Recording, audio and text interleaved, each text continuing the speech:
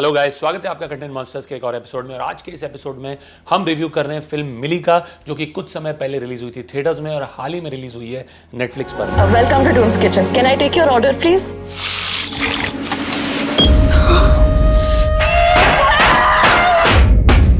मिली के मुख्य कलाकार हैं जानवी कपूर, सनी कौशल, मनोज पावा, राजेश जैस, अनुराग अरोरा, हसलीन कौर, संजय सूरी, विक्रम कोचर और जैकी श्रॉफ एक कैमियो में। अब मिली जो है मलयालम फिल्म हेलेन का रीमेक है, जो कि 2019 में रिलीज हुई थी। एक कहानी है बहुत ही हंसमुख लड़की की, गर्ल फुल ऑफ लाइफ, जो अपने पिता के साथ रहती है। मिली का मुख्य किरदार प्ले कर रही है जानवी कपूर और उनके पिता का किरदार प्ले कर रहे हैं मनोज पावा। दोनों के बीच में एक बहुत ही स्ट्रॉन्ग इमोशनल बॉन्ड है और दोनों के बीच की जो केमिस्ट्री है एज फादर एंड डॉटर, वो भी बहुत अच्छे से उभर के आई है इस फिल्म में। Manoj Pahwa has done an excellent job as the father और जानवी कपूर ने भी बहुत बढ़िया काम किया है। जानवी कपूर अपने पिता की इकलौती बेटी है, जो कि अब्रॉड जाना चाहती है काम करने, पैसे कमाने, ताकि उसका घर जो गिरवी पड़ा है उसे छोड़ा सके।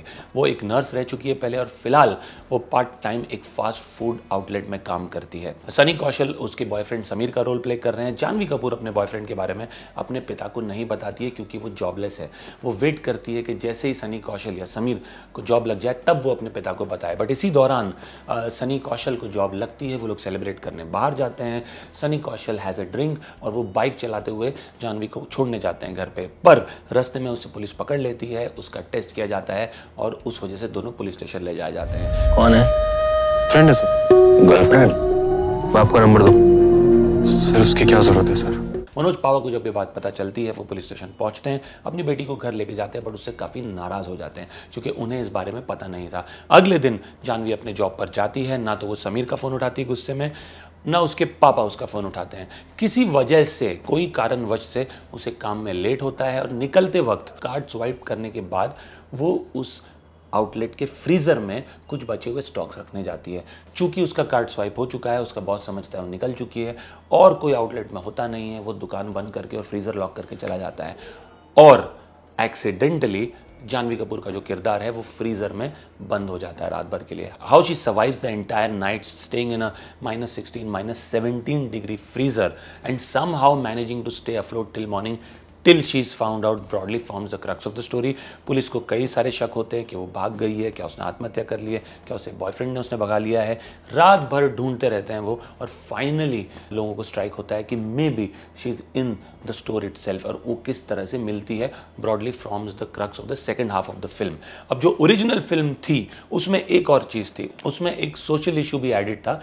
बॉयफ्रेंड और गर्लफ्रेंड दोनों अलग कास्ट से होते हैं। The Hindi version has very clearly avoided any tricky और स्लिपरी एरियाज और उन्होंने बहुत सेफ प्ले करते हुए इसे एक सर्वाइवल ड्रामा की तरह ट्रीट किया है। So what works in this film? I think one, the performances. Janhvi Kapoor is brilliant as Mili, as someone who could possibly have died because of hyperthermia, because of staying in such cold conditions and circumstances. She has done a brilliant job.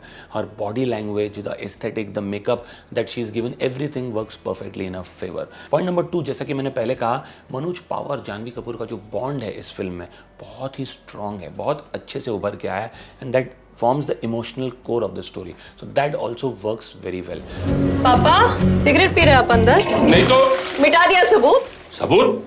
कौन सा सबूत? पीठ में मुक्का मारेंगे झूठ बोला तो। नंबर 3 अलग फिल्म है, एक नॉर्मल फिल्म जैसी नहीं है और इस तरह का टेरिफाइंग सिनारियो आपके एवरीडे लाइफ के इर्द गिर्द जब सेट किया जाए तो उसमें जो थ्रिल्स हैं, उसमें जो हॉरर है वो और भी ज़्यादा उभर के आता है। So that is very well captured. Fourth, I think that entire period throughout the night when she is trying different things to stay afloat somehow, the fact कि उसे एक चूहा भी अंदर मिल जाता है, and even that almost serves as company for her. वो क्लियरली जो सेटिंग है बहुत ही यूनिक है, and that I think also adds or aids the film in many ways. So I think these are some of the high points of the film. Clearly credit to Janvi Kapoor for trying out different stuff. Good Luck Jerry, Gunjan Saxena और अब मिली. So she's clearly trying out different kind of roles and that will really augur well for her in the future, and she's also delivering in most of these roles. So I think these are some of the high points of the film. Low points, I think it takes a while to come to the point. अगर इस film को base होना था purely survival drama zone में, तो जब तक वो बंद होती है फ्रीजर में उसे कुछ समय लग जाता है कहानी को वहाँ तक पहुँचने में. Maybe that could have come a bit earlier and maybe a lot more time could have been spent there. And two, I think what Malayalam cinema does beautifully is that ये जो social context और social nuances हैं of the boy and girl belonging to different caste, वो जब उस story में add किया जाता है तो एक अलग डेप्थ मिलता है कहानी को. Somehow in Hindi films there is a tendency to avoid these tricky issues and that possibly takes away some of the sheen from the film. So I wish they had stuck to that piece also, but they very clearly steered away from any controversy which they felt could have been a controversy whatsoever.